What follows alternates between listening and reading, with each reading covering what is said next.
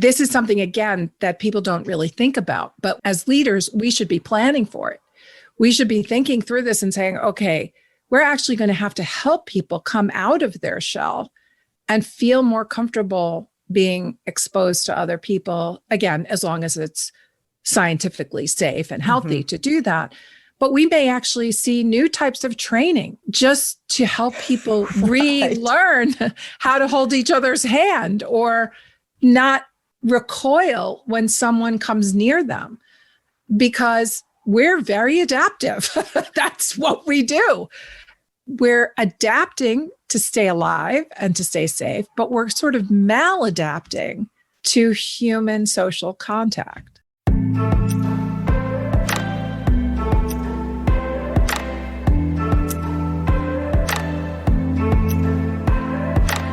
Welcome to Rise Leaders Radio. I'm your host, Leanne Mallory. As a leadership coach, I work inside organizations and I focus on helping leaders achieve their whole person potential and meaningfully contribute to their organization's mission. With this podcast, I share leadership best practices, developmental approaches, and stories of exemplary leaders. Hello, beautiful people. My heart is still warm from the conversation I just finished with Dr. Karen Sobel Lojeski. She is speaking to us today as a bona fide expert on the virtual workforce and on virtual distance. She's written 3 books on the topic. The latest is The Power of Virtual Distance, a guide to productivity and happiness in the age of remote work, which was released in April of 2020. This means it was already in production as COVID-19 began ravaging the world. Karen began her career in systems engineering and applied mathematics, deep in the world of computing. She said she's even built computers. She moved into the corporate world, spending 18 years as an executive on Wall Street. Our worlds now intersect. I bet you were wondering, how does her world intersect with your world? Our worlds intersect now because she could not ignore her curiosity and what she was noticing around the time we spend in front of screens and how this was impacting how we relate with each other. She was picking up on this in the early 2000s, even before the first smartphone was introduced in 2007. In fact, her first book came out in 2008 after her PhD dissertation. You can imagine that her expertise is in super high demand these days, given our extreme virtual distance. Although she began her work in computing and is very comfortable, in fact, expert with data and science, it's what she has to say about the human spirit that struck me the hardest. I got chills several times during our conversation. She talks about things that I care about, like the human spirit, open-heartedness, compassion, empathy, and even love. And she's having these conversations with some of the largest global corporations in the world. Enjoy having a front row seat to our conversation, and I really hope what you hear today sparks some of your own questions and some new awareness on how you're going to continue moving in this virtual world. Welcome to you all today. We are going to hear from a very interesting expert on virtual distance and human well-being, and I'm really excited about the conversation. This topic has never been more relevant as we come out of 2020 and into 2021, which will offer new possibilities, but no getting back to normal. We don't know what normal is going to be anymore. I first heard of Dr. Karen Sobel Lojeski's work from my previous interview about virtual workspaces. Karen is called on by some of the world's largest organizations to help them navigate our world of work, as well as human well-being in the digital age and this pandemic era. Karen is the author of The Model for Virtual Distance and I think, 3 books on virtual distance, which we'll talk about. Karen, I think that your trajectory into this world, this topic, is so interesting. I was hoping that you could start there and just let us know how you became interested in this, because your latest book was actually published in April of 2020, which means that you had been working on it for quite some time. It's not something that you published after the pandemic hit and we were all in quarantine. So you've been working in this domain for a long time. And I think your story is so interesting. So I'm wondering if you could start there. Sure. Well, thanks, Leanne, for having me on your podcast. I really appreciate it. And look forward to our conversation. So, yeah, a lot of people ask about my background, and it's a bit of a checkerboard past, if you will. So I actually, in college, was a computer science and applied mathematics major. So I was a techie, and those of you who can't see me would know that I kind of always have a propeller spinning over my head. And I used to build computers, like literally build them, etch something called logic gates onto the motherboards. I mean, I'd handle the actual hardware. I programmed them. I did a lot of system architecture work. And so when I graduated, I was actually an engineer. And I did a lot of system engineering and creating what many think is like the first precursor to modern day GPS systems. But then I got a little bit nudgy, as they say in New York. And I wanted to be with other people, not kind of behind a cubicle wall all the time. So I went into sales of large computers. And then eventually I moved up into higher positions of strategic planning and so forth for a lot of major companies in New York City, mostly. And in the late 90s, the early 2000s, when I was running North America for a large UK-based management and IT consultancy, I just started to notice that people were treating each other a little bit differently than they had been, 10 years prior in the early 90s, even though the technology back in the early 90s, late 80s was sticks and stones compared to what it was in 2000. And this really just started to bother me. There was something about it that didn't sit well in my gut, really, it is the way I put it. And so I thought to myself, as a system engineer, as someone who built these computers, as someone who programmed them, as someone who architected large scale systems, wasn't I part of a group of people who were responsible for not only getting this stuff out there, but also making sure it was sort of doing good? And if there were unintended consequences to social behavior as a result of these boxes, then, I wanted to find out. And I wanted to find out that if there was something happening, because we had shifted so much of our communication to the box, basically, was there a way to identify it, name it, and importantly, measure it? Because I knew that if I discovered something that was there that was affecting other outcomes that executives cared about, they'd want data because that's what we tend to want. So that's what people pay attention to. That's right. And in a way, it's a distraction almost, because we don't have to have data to know that something's going very wrong with our socialization if we see our kids or ourselves spending so much time looking at a glass screen versus being out in nature. We know inherently there's something wrong with that. But I knew if I was going to make a business out of this or make a difference in the world, I would have to prove it. So that's what I did. So after 18 years in corporate America, mainly on Wall Street, I left and took a sabbatical, and I went back to get my PhD to try to see if there was something there. And the literature, the academic literature that people rely on for things to help them with understanding virtual teams and how to communicate in mediated environments was, and to a large extent still is, very thin. It's very narrow because academics I am one of them now, but bless their hearts, but they have to publish, right, in order not to perish, is the famous saying.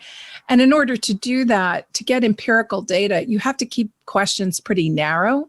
So when I first started looking at the literature, I said to myself, I can't use this in corporate America. There's too many other things going on that would impact the result. So I started from ground zero, basically. I started my own research, looking at the literature and using what I could.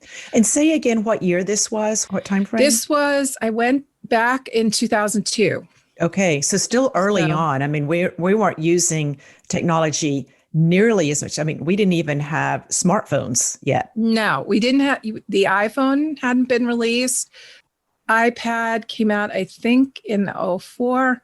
The iPhone was 07. Mm-hmm. I had a BlackBerry, I think, at the time. So there were personal digital assistants, or PDAs. Right, PDAs, yep, the Palm and the BlackBerry. We're totally aging ourselves. Yeah, I know. It's really horrible. But anyway, yeah, so it's over. It was 20 years ago, basically. And, but we were using email a little bit more. And by that time, AOL had come out. So there were platforms, and there were, way before that, in the 90s, there were internal email systems. But as I said, I mean, they were nothing. They were so basic compared to what we have today. So fast forward, I did discover that there was a measurable phenomenon called virtual distance, and it was counterintuitive. A lot of the things about virtual distance, as we'll talk about, are not on the top of people's minds today. People think that physical distance, geographic separation, spatial separation is what's causing a lot of our issues. And while, of course, that is a problem, it's part of virtual distance, it's actually not the biggest issue. But I came out of school, started my company in 2004, actually, while I was still doing my PhD, and thought that I'd go back to corporate America and just consult, but have ended up following this as kind of a life's mission. I'm just imagining all of the changes that you have seen in those 16 or 17 years. It's really head spinning as you consider just what has happened since 2004 and the amount of time that we spend in front of, like you said, the glass screen. It's crazy. Virtual distance. I just kind of glazed over that term. What exactly does virtual distance mean? I know it has a very specific meaning for you and in your books. So maybe start by defining that. Yeah. So at a very high level, people can think of virtual distance as basically an unconscious sense of detachment, social and emotional detachment that starts to grow as we use more and more computer-mediated communications, meaning that there's a smart, quote unquote, smart device in between us and the person that we're talking to. And it shows up as changes in our behavior because we don't feel as close to people, but we may not realize that it's happening to us until we sort of get into examples. So for example, when we first discovered it, Dick Riley, my advisor, friend, co-author, and I thought, once we named it, we said, well, we're only going to find it between people who are thousands of miles apart or hundreds of miles apart. But in the very beginning, we started seeing not only anecdotal information, but measurable information that there was virtual distance that was detectable between people who literally sat right next to each other. Because when you're looking and talking to a screen and you're answering an email, let's say, you're somewhere else in your mind. You're just somewhere else. And you can't possibly know what the person on the other end is thinking, feeling, how they're going to react, if you're reading what they wrote to you correctly, if you're interpreting the meaning correctly. We're actually very bad at doing that as human beings. So we're actually using just our own framework, our own life experience to communicate. And this is not good because we're not taking into account the things that are important to other people. and that help us understand what they really mean, and vice versa. And they're doing the same thing on the other side. So virtual distance is sort of this fog that basically shows up in between people because we're really not understanding that we have a lot of things in common and that we're socially people who, it's going to sound a little silly, but who deserve other people's respect and empathy and so forth, because we're not in environments where that's naturally coming through our conversations. So as you're speaking here, I'm imagining what I do different consulting type work, and we would call this, asynchronous communication. Mm-hmm. It's the texting and the emailing that's not happening in real time. And even this morning, I was on the phone with a colleague clearing up some misunderstandings around texting. We just got completely upside down with each other in where we thought the confusion was. And we just finally said, let's just get on the phone. So texting and emailing is one thing. You and I, even right now, are looking at each other through video conferencing, through Zoom. Does this distance happen even when we're video conferencing? It's synchronous, but we're still not in the room with each other, sitting next to each other, kind of shoulder to shoulder or truly eyeball to eyeball. Yeah. So there is some level of virtual distance happening. Whether it's having a huge impact is another question, but we are living with the virtual distance. So for example, you're sitting in a room that has white walls and has some kind of plant behind you. I don't know if the plant is real, if it's not real, if it's alive, or if it's plastic. But these are the kinds of details that we normally would pick up automatically with no effort at all if I was sitting in that space with you. I don't know how big your space is. We all just appear as tiny little boxes on a screen without any proportion, right? You don't know if I'm sitting in a closet or if I'm in a 10,000 square foot home. And when we're naturally, I'm calling them now traditional, environments, which is what we've been in for 200,000 years as a species, pretty much, with the exception of telephone and Morse code and other kinds of things. But generally speaking, for 200,000 years, we've been working together in the same space. There are literally an infinite set of variables, things we're picking up in the environment that help us understand what someone else means, how they might be feeling, et cetera, et cetera. But video, while it allows us to see what we look like and maybe synchronize a little bit with conversation in terms of when you pause, when I pause, because you can see that I'm trying to say something and things like that, it doesn't really let you in on my worldview, what I might be struggling with in my life that may be obvious, not just from my physical environment, but also from how I think about things, how I come at things, the words I use, or the gestures I use. I'm a New Yorker. I tend to talk with my hands a lot. So like if you see video of me presenting, I'm always like waving my hands or using my hands.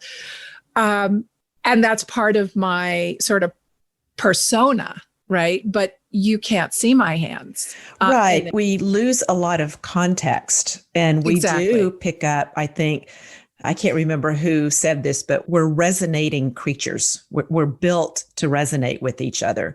And so I'm not picking up those kind of, again, I don't feel your nervous system. I am not picking up those kinds of things. You're sitting instead of standing. And so you're not gesturing like you normally would. I can see your bookcase. And as I said earlier, I'd love to just come over there and pick all those things up and read those books. But there is a lack of context, like you said, and proportion. So that's helpful for me to think about. It's still synchronous and I can see you, but I'm still only seeing a very zoomed in picture of you. Right. And so that's right. So we use context a lot when we talk about virtual distance, is a lack of shared context. But I would add to that it's worse than we think, because the machine itself draws a lot of energy from us in order to even use it like this. So for example, the machine is backlit by all computers are backlit by a light bulb, right? That's flashing. And the screen is actually made up of thousands of little tiny boxes called pixels, right? But it's just one big giant grid. And the way you see things is through that grid, and the light bulb flashing at something called a refresh rate, which is a rate that's fast enough for our brain not to be able to really detect it consciously. But we do detect it, and our brain is constantly overworking to not only stabilize what's on the screen, but the image I see of you. So that's exhausting, actually, if we're doing this all day. And we're also not meant, for example, to sit in front of a screen that's about 18 inches from our face. Our eyesight, our optic nerve, which is arguably one of the most important nerves into the brainstem, is meant to see things at a distance and peripheral vision. Mm-hmm. So all of our autonomic sort of nervous system, as well as our vestibular systems, the things that keep us balanced and looking around and sort of engaging with us as people, are put to sleep because we don't need them. But it's a problem because our personhood is telling us there should be something else. So we're fighting this totally unconscious issue of our systems actually shutting down, but we have to maintain a certain level of energy to talk to each other. So people you hear all the time complain about how tired they are, right? And how exhausted they are. Zoom fatigue. I had a huge client in Silicon Valley call me early on telling me that his employees were begging him, literally crying, some of them on the phone, to stop all these video meetings. It was really emotionally upsetting, physically exhausting. So that's not just because we're not moving, which is another problem, and not resonating with each other in person, which is a huge problem because that helps us just find our ground together. But it's also literally a physical and emotional problem that we have just by trying to stabilize an image that's not really there and looking at something so close to us all the time that we're just shutting down all of our other capacities that we really are supposed to be using to be healthy. You know, I find that my mind is racing ahead to kind of the question, well, so what do we do? And I also want to really honor your work around the measurable, the data that you did find, even if we don't spend a ton of time on it, because I really appreciate that you're moving more and more into, you know, the impact is how we can impact our human well-being and our connections. So I don't want to spend a lot of time on the data, but this was your dissertation. And so I do want to hear, like, you have the three components of virtual distance, and that there's a ratio there that has changed a bit, but let's just spend some time on that because I think it's important. Sure. So at a high level, there are three components, as you mentioned, to virtual distance. The first is physical distance. These are the things that companies and educators and so on are the factors that are of most concern. So it's geographic separation in corporate world, global corporate world. It's time zone separation, right? Are people, a few time zones away? You and I are only one time zone away. It's not that much, but I'm talking to a very good friend of mine in Athens tomorrow, and she's 7 hours ahead, things like that. And the extent to which we're affiliated with sort of the same or different organizations. Those are the fixed factors. They're fixed. You can't change them. Where I am is where I am. Where you are is where you are. And that's one component. But it only really matters in terms of a situational circumstance where we really need to be in person and think about how to close down a physical type of distance in certain circumstances, as we've learned. The second component is what I call operational distance. So in essence, operational distance is comprised of a lot of sub-factors that have to do with the things that get in the way of fluid, meaningful interactions every day. And this is where a lack of shared context lives in these measures around operational distance, as well as how we mix up the modes of communication that we use. Because actually, if we use different modes of communications on a regular basis, we actually can end up building a lot more context around people, even if we can't be with them. And there's a whole set of metrics around that and recommendations on how to use that knowledge and information that we've gathered over these 15 years to mediate some of the stress on us of not being able to be together. And so by modes of communication, are you thinking of things like email, phone, video, conferencing? Those are what you're talking about there. Okay. Yeah, thank you. Yeah. So picking up a phone versus talking via video versus texting versus email, there's actually benefits to all of them, but there are also detriments. So by shuffling them up appropriately, and there's a lot of equations we have and predictive measures that tell us what to do when, but the bottom line is they all result in the natural benefit of when they're mixed up properly, we get a closer sense of somebody. And the third component, it is something I call affinity distance. And affinity distance has the most impact on whatever outcomes you're looking for. And those outcomes could be anywhere, Leanne, from business outcomes like profit and revenue, all the way to learning outcomes with your children, because virtual distance lives everywhere, right? It lives in the home, it lives at work, it lives in communities, and so on. And basically at the heart of affinity distance are those things that help us or work against us to build a very close sense of relationship, right? That I am really close enough to you to act on your behalf, that I will do something because I really respect you. I feel like we're really meant to be close with each other in terms of respectful and compassionate, et cetera. So I will do things for you, and you, I trust, will do things for me because of these affinity factors. Yeah, when you said trust, and that was actually the word that kept coming up for me, is that it feels like that trust would live a lot in affinity, not solely in that domain, but that's where it really, the trust gets deepened, it seems, is when the affinity component or element is really working well or being taken care of.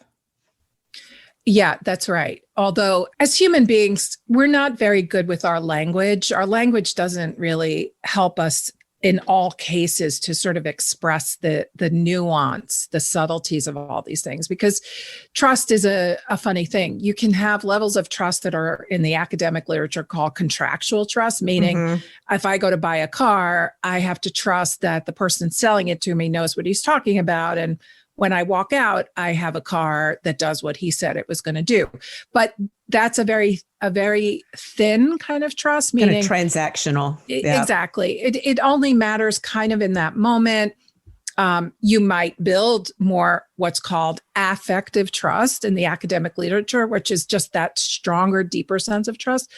But why it matters to your listeners is because in companies, in learning, in classrooms all over this world, in homes, it's the closer trust, the affective trust that allows us to feel safe and able to be ourselves in ways that are important. So for example, in business, it's affective trust that allows us to share new ideas about a new innovation, right? If I start brainstorming, I have to really trust you because I'm exposing like what I'm thinking. And that takes a little bit of effort on my part. I don't want you to criticize me. I don't want my idea shot down, things like that. Virtual distance is particularly impactful on innovation. And the flip side of innovation is actually critical problem solving, because you have to ask a lot of these same questions when you're trying to solve very hard problems. What's interesting about trust, this very deep sort of trust, which really is the thing that we need to lean on to get good results throughout our lives, is that we have enough data now. We've used the same instrument to collect data from more than 55 countries, over 36 industry sectors, as well as schools and other types of places, and over 1,400 cases. And what we know through the math is that basically high virtual distance is the equivalent, it's the statistical equivalent of not only low trust, but distrust. So if there's very high virtual distance, you get distrust. You don't trust other people. But when you manage virtual distance and bring it down, which we can predictably do with specific techniques and prescriptions, trust turns into good trust, and it also builds, and you can get very strong trust. But you can't act on trust directly. So a lot of companies think, oh, you can just do these exercises. Well, they used to do them where you'd like fall backward. Trust fall. Yeah, exactly. Yeah. That doesn't do anything, right? Because trust has a lot of preconditions before we get to trust. And it turns out that what we discovered in virtual distance represent well the things that have to be low on virtual distance to actually create strong trust. And when you're saying low and high virtual distance, you actually have a formula that you've created that result in a score. Like, will a company be able to score itself and it comes up with a high or low score in virtual distance? Yes. So thanks for pointing that out, Leanne, because I realize I'm sort of using technical terms that the listener might not, Well, it's sort of intuitive, but I think now's a good time for you to talk as well about the ratio between physical, operational, and affinity. Yeah. Yeah. So to get back to your first question, though, yes. So we have this online assessment. It takes 15 minutes. And people answer some questions, but behind that, we're running algorithms and, analytics, and we come up with a virtual distance index score, which is in virtual distance units. So just technically, that's what the score is kind of a categorization, right?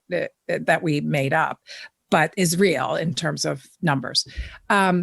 And people get reports and they can see if they're high, meaning higher virtual distance, or low, meaning lower virtual distance. And by the way, virtual distance is not good. It's not bad. It's just here. It's just here. So I tell clients and families all the time that it's just part of the ether now. So it's not that if you have high virtual distance, not necessarily bad. It's just, you want to recognize that it's there and try to reduce it.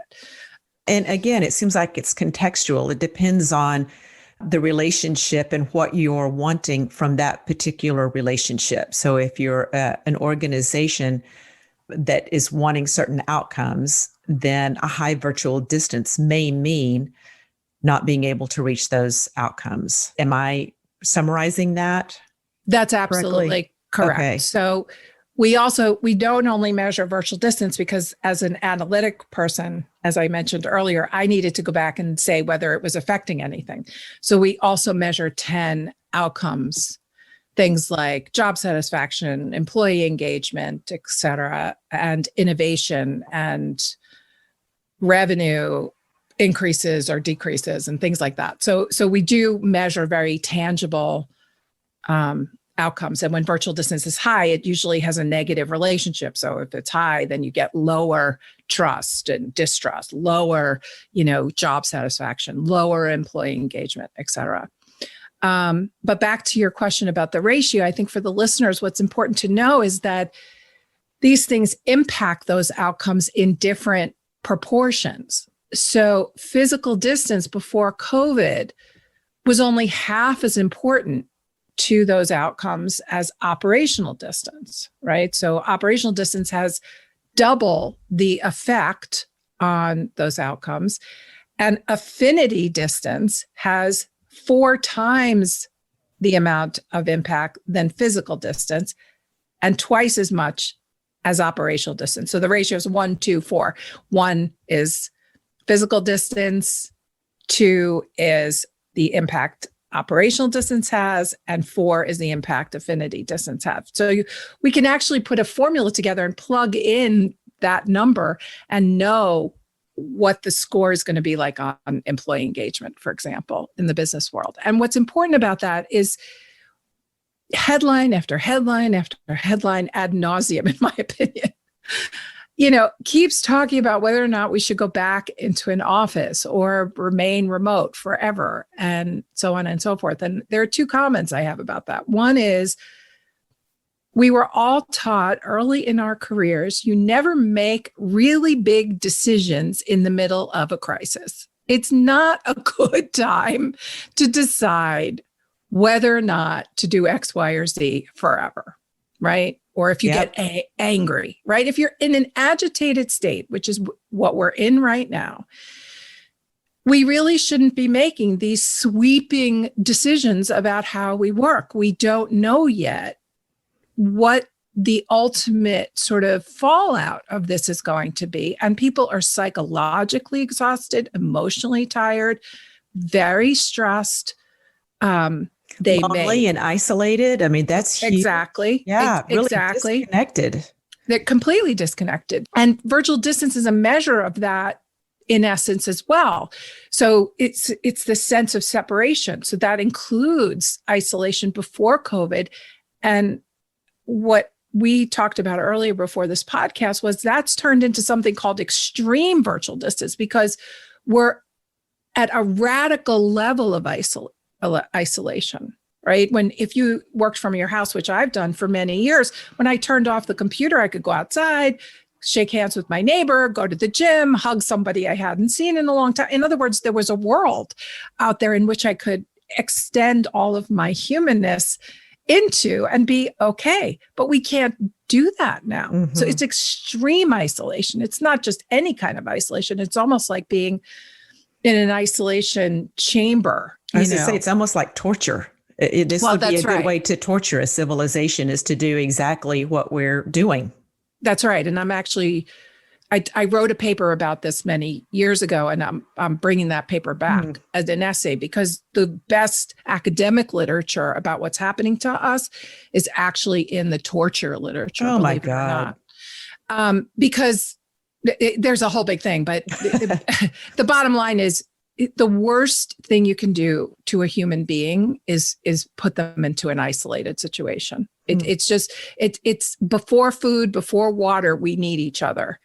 And then if we're with someone else, it's easier for us to find food, find water, and to be okay and to feel okay. So anyway, and there's lots of evidence in this in many different places. I don't think anybody would argue with that. Just even, I'm not a scientist, but I'm a human being. And right. Even I wouldn't argue with what you just said. In fact, when you started describing it, the first word that came to me was torture. Yeah. It's very significant. And I did my original paper because of VR technology. When you put on a virtual reality headset, you're literally creating the exact same conditions that someone would use to torture someone in an illegal way, by cutting off all of their senses, our natural senses, and also pounding us with imagery and sound that's very loud. That's actually, I'm old enough to remember Clockwork Orange, which was before my time, but I remember the movie. If you remember, the main character in there is sort of reprogrammed by sitting in a room with incredibly loud noise and seeing this vivid imagery over and over and over. That's how you brainwash someone, actually. That's how you erase sort of what people understand and put back what you want them to think about the world. So it's a form of torture. So I'm not saying that we're in a state of that kind of deprivation exactly, but our human spirit, what comes alive every morning when we wake up, every night when we dream, knows that this is really not good for us. And whether we're aware of it or not, we can see in the numbers, rates of depression are going up, suicide, especially among young people, because they're in their sort of coming of life years. And this is when they're supposed to be highly socializing, reproducing even, if you go back to just pure biology and things like this is when they're supposed to be really close to each other. So getting back to probably your listeners' areas of interest, this is all contributing, Leanne, to how we come to the screen. Talk about context. We are all sharing this context. So that's one thing leaders need to understand, is to lean into the crisis and talk about it and discuss it and make room for that discussion in business so that people can share whatever it is they can over online means. But before we even start our day, we are stressed to the max with a sense of feeling very alone. If we have young children, women feel a lot of guilt that they're not paying enough attention and teaching them enough. If people are financially affected by the global economic crisis, they're worried about whether they can pay bills. They may be sick. They may have lost loved ones already to COVID. And that's what they're sitting down at first thing in the morning with their coffee with. So I think that I know we're kind of off the subject, but I think virtual distance is a way to corral our thoughts around us as human beings first and give us a framework to kind of work off of, even though that's not what it was originally designed for. It still works, and help people to not only lower what was already there, but lower virtual distance in a way that they can really share their human experience with each other. And that will make way for better work. This almost feels like an unfair question because we're in such an extreme situation here. But how do we lower that score these days? And I'm assuming it's more affinity.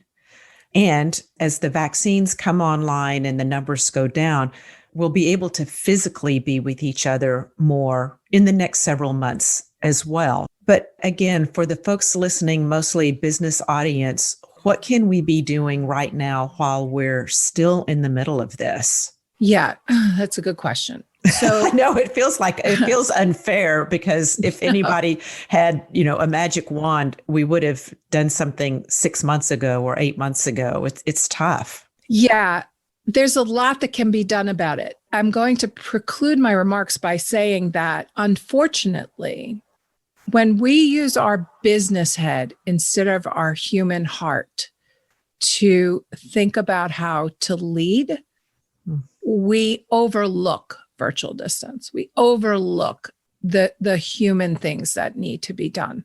And this is not to be judgmental about leaders or whatever, but it's just a fact. We've bifurcated in many ways our approach to business and, being very, sort of, okay, X goes to Y and blah, blah, blah. And we've lost, I think, over time, especially in the virtual world, sort of a more heartfelt way to at least ground to start from, I think is a better way to put it. So the first thing the listeners need to understand, and I think they do, I think this resonates with a lot of people, is we have to become aware that this is really happening to people and internalize that more. Because if we just, and I've had clients who've just brushed this off, meaning they don't even want to deal with it. So it's just sort of, okay, just get on video and keep working, and I understand where they're coming from, but the problem is they're not going to ultimately end up with good results or the best results they could. I have other clients who have tried to introduce virtual distance into their organizations, but they get a lot of pushback because executives often feel like they lose control if they work on a heartfelt level first. And it's not saying anything bad about these executives. We've developed very bad habits of human behavior in working together over 100 years or more in terms of what good, quote, management and leadership is versus other types of behavior. We've developed very bad habits. I'm starting to see that change. Well, I hope I see that, because that's what I focused on, is you might call it conscious leadership, but bringing that more human oriented. I was just on a call half a day today where we were practicing active listening, not just listening to hear, but to get to the bottom of what someone cares about, what's their why. So I don't know if that counts for you as kind of turning that tide instead of just being transactional, to really care and show care. And as you said, dignity and respect. Dignity is a huge word for me, but just finding ways that we actually relate with each other in those ways. And does that turn the corner for you, or start turning that corner in what leaders can be doing differently? Yeah, so that's actually a great practice, right? Leanne, you're doing your clients a huge service by helping them to develop active listening skills and other things that get to the why, the purpose, the meaning of work. And that can be very effective.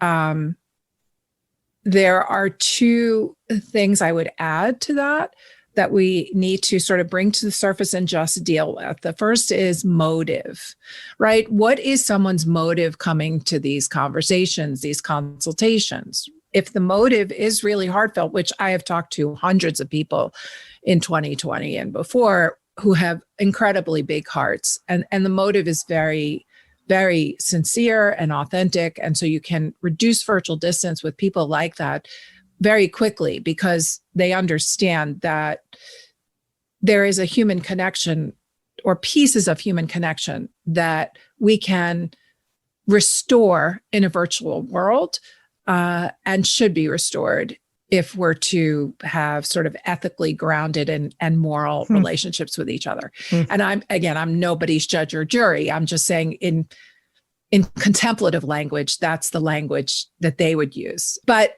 I have also been on calls with senior executives, CEOs of big companies, or their sort of lieutenants, one level down or two, who have expressed to me that they're worried that the company doesn't have the stamina. One client used this word the day before yesterday. He's concerned that they don't have the stamina to sort of see this through and want to get back to sort of business as usual to keep going. And again, this is not a company that's run by malevolent people. It's just we have, as executives, looking for quarterly profits and gains and so on and so forth.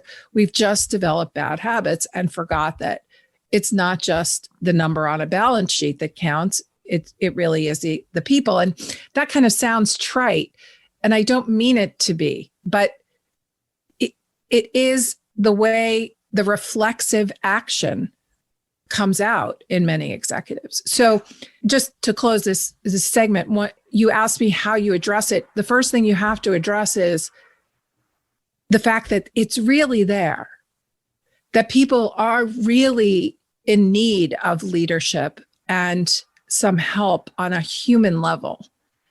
And the best way to control your future business trajectory is to open up your heart. I just got chills. I know that's true. I've seen it a million times. And as a person, as a mother, as a wife, as part of a friend circle that I care a great deal about, I also just know it's true as a person. I know that's true. But we don't stop to sort of look at it that way enough, in my opinion. And with regard to how long this is going to last, yes, there's a lot of hope and a lot of reasons to be optimistic about being able to get back together and hug each other without the danger that we are under right now. But I've also been in pandemic simulation work that shows that there's a lot between now and then. Let's just put it that way. And where people right now are psychologically retreating from other people because we have to stay safe and healthy. But that habit is going to take a while to break. Yes. Boy, we've been in a daily practice now for a year. That's right. And I've not thought of it that way, but we've been practicing this for a year now. And we'll get really good at anything that we practice this much. Exactly. So this is something, again, that people don't really think about. But as leaders, we should be planning for it.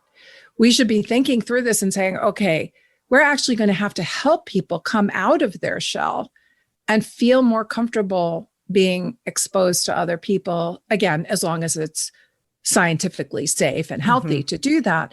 But we may actually see new types of training just to help people relearn how to hold each other's hand or not recoil when someone comes near them, because we're very adaptive.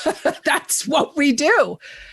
We're adapting to stay alive and to stay safe, but we're sort of maladapting to human social contact. Yeah, I even think it's just having a mask on everywhere and how that has changed how I relate with people in a grocery store. There's very little interaction anymore because we're staying away from each other. We're not seeing each other's facial expressions. There's very little small talk, standing at the produce. And you're right, that developing even a sense of ease with that kind of co-location with people, that distance or lack of distance is going to be difficult. I imagine that I'll be keeping 6 feet away from people for a long time. That's right. That's right. And so that's what gives me the chills. That's what keeps me up at night. I mean, I can and look forward to working every day with my clients to reduce virtual distance, given the situation, understanding how that works. Again, what the detail behind what I do is very predictive. I know these solutions work. We have evidence of it for 15 years. But what keeps me up at night is what's next? How do we feel comfortable with each other as we have for 200,000 years in general, when we're actually together and there is no threat? Well, here's my hope, and maybe this is something that we can start closing the conversation with today. My hope is that 200,000 years of conditioning and living is going to override 1 year of social distancing, and that we will be aware and can start new practices. I think even just raising awareness that this is likely to happen, and that making a conscious effort that as soon as we can, when we go back into the grocery store or whatever, snuggle up to people in the produce section and emote. Because what I'm hoping, Karen, is that 200,000 years, those connections are way deeper and way longer than this 1 year, but that we're going to have to be aware of that and push ourselves into what may feel uncomfortable in the beginning, but that we can overcome it. We can go back to being shoulder to shoulder with people again. Yeah, I share your optimism. I'm not sure what the timeline looks like, right? Because we just don't know. But what I used to tell my students who would be worried about climate change and very real threats and what they do about that, and if the human species will survive, things like that, I think informs my thinking today, which is that the human spirit will always find a way to fight for its survival. And part of our human spirit is emoting an enormous amount of compassion and love and joy to be together with other people.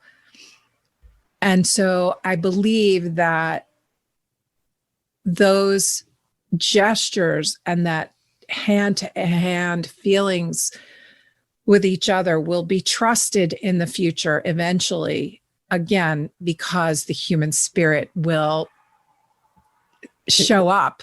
Yeah, it'll demand it. That's right. It will say, no, you have to hug this person, and that's who we are, or hold their hand, or comfort, stroke my daughter's hair if she's not feeling well that day, or I mean, she's in my pod, but Right. whatever it is, because I believe that the time horizon is the only thing I think that's a big part of it. I also think it's not just companies alone. It's not just families alone. It's not just government agencies alone. It has to be the society deciding that that's the direction we want to go back to, one of peaceful, compassionate living and being with each other, because a lot of different things have to realign in order to sort of smoothly make that happen on a larger scale. So but I agree. I'm generally a very optimistic person. I believe that the human being is the most amazing creature on earth, and that love and joy and compassion, I keep saying that over and over, but I really do think those three things do rule us in many ways. So if we can just sort of keep that in mind, hopefully the level of distress we're feeling right now and virtual distance that's growing can be lessened a little bit. Yeah. Yeah. One of the things that I'm really appreciating about you, Karen, is that how you came into this by, what do you say, applied mathematics and computer science, all the way here, and to hear you speaking about love and compassion and the human spirits, and your facility around talking about numbers and data and proof as well. It's such a beautiful whole picture that it feels really integrated and whole to me. And I just want to say how much I appreciate that and what you're bringing to the world. Well, thank you, Leanne. I really appreciate this time with you as well. And I hope your listeners have gotten something out of it. Well, and I want to say too, so you've got your latest book is The Power of Virtual Distance.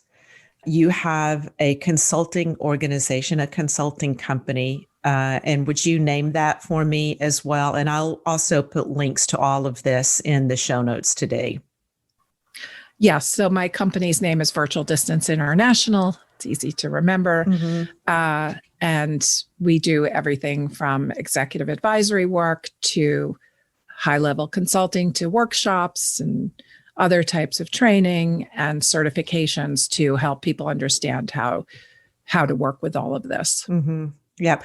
And I've also found some really insightful articles on your LinkedIn page. And so I'll also link to that. That was really helpful for me to read some of the things that you've written before we got on the call today. It's always evolving based on what's going on in the world. So thank you again. Talking to you, you're in Long Island or New York, somewhere up there. And yes. I hope that you are staying warm and safe. And I really, really appreciate our time together today.